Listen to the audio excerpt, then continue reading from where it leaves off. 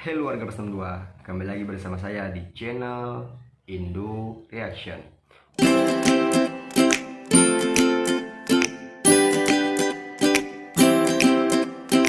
Oke, kali ini saya mau nge-react video tentang diberlakukannya kembali PSBB atau pembatasan sosial berskala besar jilid 2 yang mulai diberlakukannya hari ini, hari Senin tanggal 14 September 2020.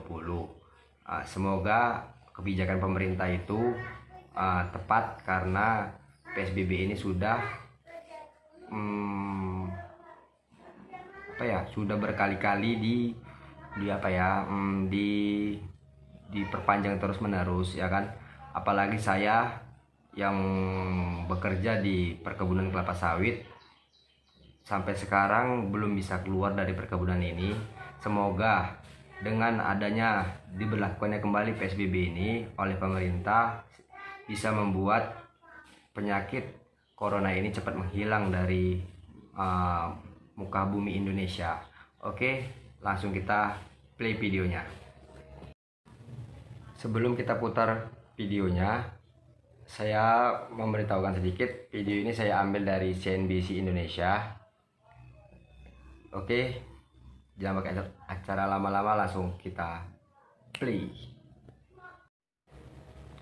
Setelah berkali-kali memperpanjang masa pembatasan sosial berskala besar alias PSBB transisi mulai 14 September ini sampai 2 minggu ke depan, lama juga, Pemprov DKI Jakarta di bawah pimpinan Gubernur Anies Baswedan sampai 2 kembali minggu menerapkan PSBB seperti awal pandemi COVID-19 masuk ke Indonesia. Kebijakan ini juga sudah diatur dalam Pergub nomor 88 tahun 2020 yang baru saja ditetapkan pada 13 September kemarin. Nah, apa sih sebetulnya alasan Pemprov DKI ini balik lagi menerapkan kebijakan PSBB ini, dan apa bedanya PSBB yang sebelumnya atau PSBB transisi dan PSBB lainnya dengan PSBB DKI Jakarta jilid 2 ini? Kita akan bahas bersama. Alasan utama dari pemberlakuan kembali PSBB ini terutama adalah kasus COVID-19 yang berkembang cukup signifikan belakangan ini di ibu kota. Data terbaru dari Satgas atau gugus tugas COVID-19 per 13 September minggu kemarin ya, penambahan kasus positif COVID-19 tertinggi itu masih berasal dari ibu kota Indonesia, DKI Jakarta, yaitu ada sebanyak 1.380 kasus baru, dan ini merupakan rekor baru lagi, sehingga total kasusnya di DKI Jakarta ini ada 54.220 kasus. Dari jumlah kemarin, ini memang sebagian besar satu sudah hari banyak aja udah positif 1.380 orang. Ada 1.386 kasus meninggal dunia. Tapi kalau dilihat sepanjang 12 hari pertama bulan September ini saja, ternyata Pemprov DKI mencatat ada pertambahan sekitar 49% kasus positif. Jadi sangat signifikan dibandingkan dengan akhir Agustus kemarin. Seiring dengan pertambahannya kasus ini, jumlah ruang rawat atau ICU untuk COVID-19 di Rumah Sakit Jakarta juga dikhawatirkan bakal penuh dalam waktu dekat. Selain itu, ada beberapa hari terakhir ini angka kematian COVID-19 di Jakarta juga meningkat tinggi, walaupun memang kalau dilihat tingkat kematiannya atau persentase kasus kematian dibandingkan total kasusnya sudah mengalami penurunan, tapi tetap saja kondisi ini yang akhirnya mendorong Pemprov DKI Jakarta untuk kembali menerapkan PSBB. Menurut Gubernur Anies, kalau tidak dilakukan PSBB, maka dampak baik ekonomi, sosial, atau budayanya akan sangat besar. Pertanyaan selanjutnya, apa nih bedanya dengan masa PSBB sebelumnya? Atau sama-sama aja ternyata ya? Pertama, kita lihat perbedaan terkait dengan pembatasan usaha dan kegiatan yang esensial atau yang penting-penting aja. Jadi di masa PSBB awal, mungkin kalau Anda masih ingat kan ada 11 sektor ya yang tetap boleh beroperasi waktu itu 100%, tapi dengan menerapkan protokol kesehatan yang ketat. Tapi kali ini ada 11 sektor usaha tersebut hanya boleh buka dengan kapasitas maksimalnya adalah 50% atau masih sama sebetulnya ternyata seperti yang diterapkan selama masa PSBB transisi kemarin. Nah, sektor-sektor ini terdiri dari yang pasti sektor kesehatan, kemudian bahan-bahan makanan minuman atau energi, termasuk juga komunikasi dan teknologi informasi, sistem keuangan pastinya seperti layanan perbankan dan sektor-sektor lainnya. Begitu juga dengan kegiatan esensial lainnya termasuk misalnya kantor perwakilan negara Semoga asing cepat hilang atau gitu ya kan organisasi penyakit corona internasional, ini. kemudian BUMN atau BUMD yang terkait dengan COVID-19 dan kebutuhan pokok masyarakat,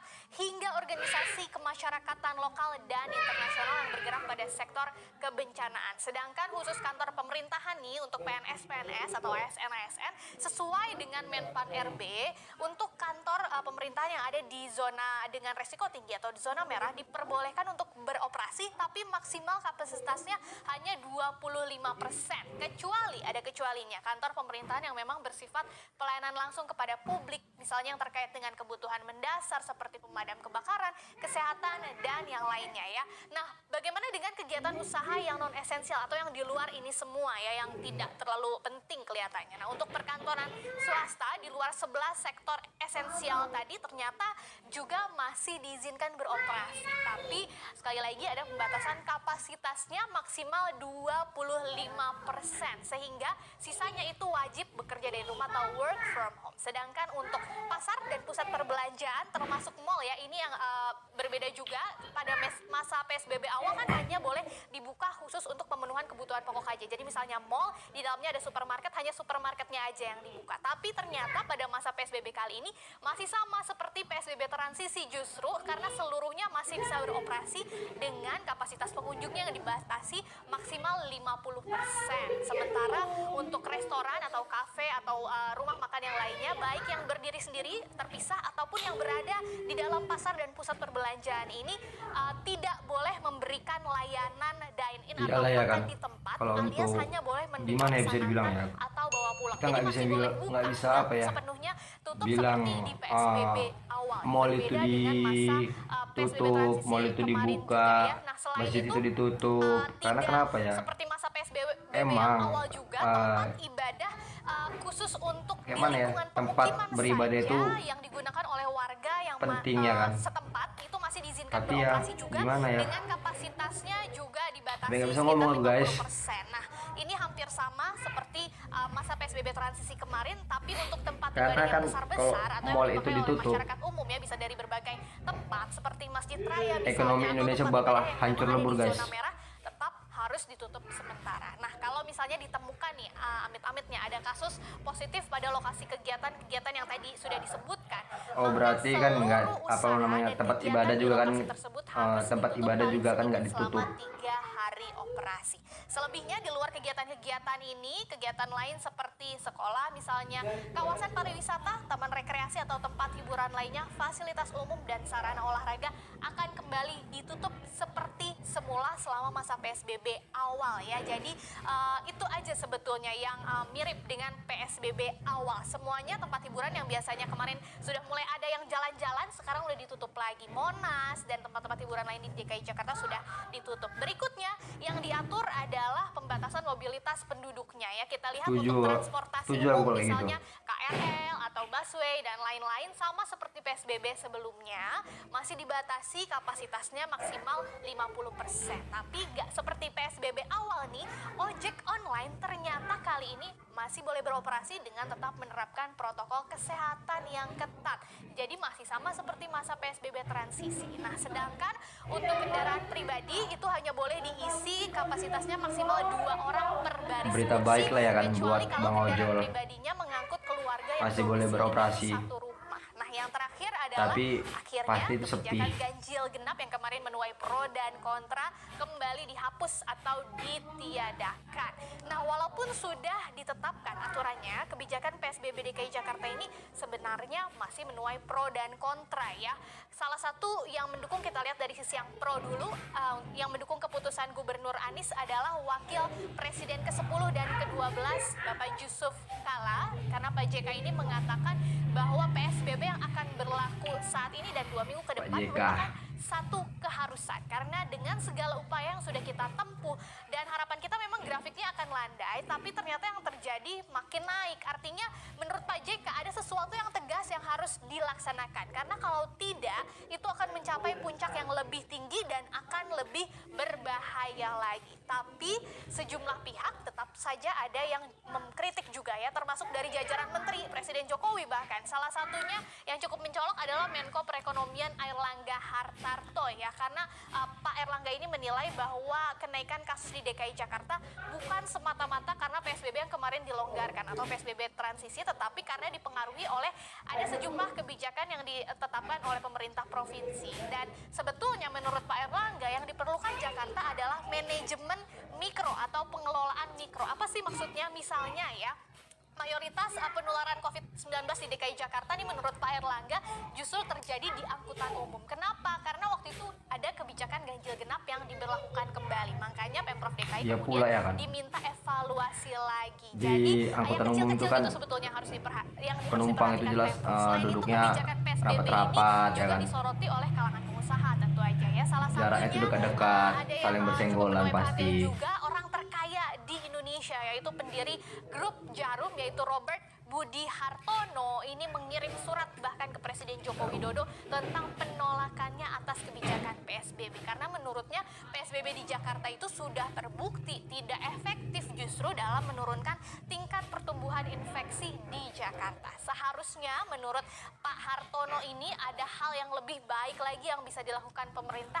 ketimbang kembali mengunci Jakarta. Misalnya dengan membangun rumah sakit darurat di pelabuhan ini seperti yang sudah dilakukan di Singapura, atau kebijakan-kebijakan lainnya yang lebih pro terhadap pengusaha tetapi juga tidak meninggalkan sisi kesehatannya. Jadi imbang Bisa ya juga antara itu saran dari ekonomi Pak dan Hartono ini kan. kesehatan. Tapi balik lagi sebetulnya kalau dilihat ternyata nggak total banget gitu ya PSBB-nya, dan yang diperhatikan justru lebih banyak ke perkantorannya. Dan ini yang lebih ditekankan lagi bagaimana kita lebih disiplin lagi selama masa PSBB ini, sehingga apapun namanya mau PSBB total atau PSBB transisi, balik lagi kita bagaimana disiplin untuk menerapkan protokol yang ketat supaya pandemi COVID-19 ini cepat berakhir.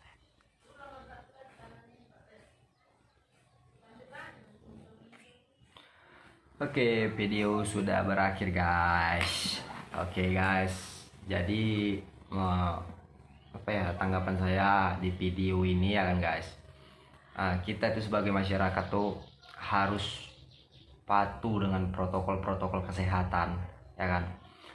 Karena semakin lama diberlakukan tuh PSBB atau semakin lama penyakit corona itu apa ya berada di Indonesia,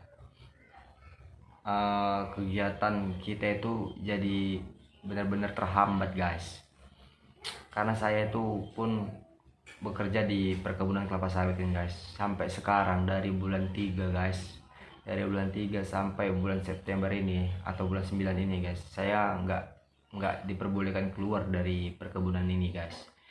Jadi ya mari sama-sama kita patuhi protokol-protokol kesehatan dari pemerintah itu buat kesehatan diri kita sendiri guys. Jadi seandainya lah kita itu patuh ya, mudah-mudahan ya semoga apa namanya ya penyakit corona ini cepatlah pergi dari negara kita ini guys. Maksudnya ya sedikit demi sedikit pasti ya, kalau kita memang benar-benar menjaga ya mudah-mudahan sedikit demi sedikit hilang kan gitu guys ya. Oke, untuk video atau react saya hari ini telah maksudnya udah selesai guys. Mungkin saya akan membuat video besok hari lagi. Oke guys, buat kalian yang belum subscribe jangan lupa di subscribe channel Indo Reaction DLL atau dan lain-lain, karena saya kan bukan khusus untuk nge-react guys. Karena di channel saya ini saya ada ngeprank, hiburan, dan ya traveling, jalan-jalan gitu guys. Oke guys, jadi jangan lupa di subscribe, like, and share. Oke, bye bye.